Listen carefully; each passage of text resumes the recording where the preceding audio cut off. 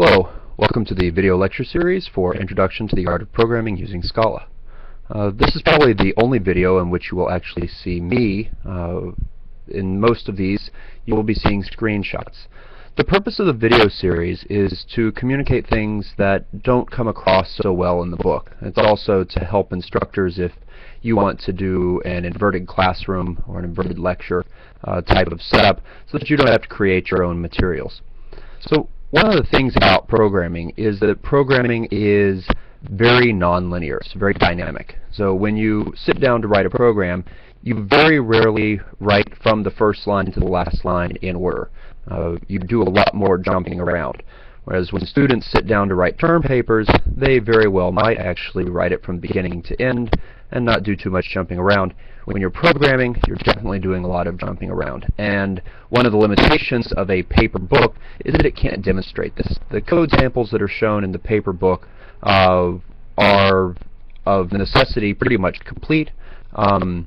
And they are just displayed to the student. And so the logic that went into developing that code doesn't come across. And one of the goals of these videos is to help the students to see, how code is developed. So most of these videos are basically going to be screenshots. I talk about concepts, but a lot of the goal is to show you the actual writing of Scala code.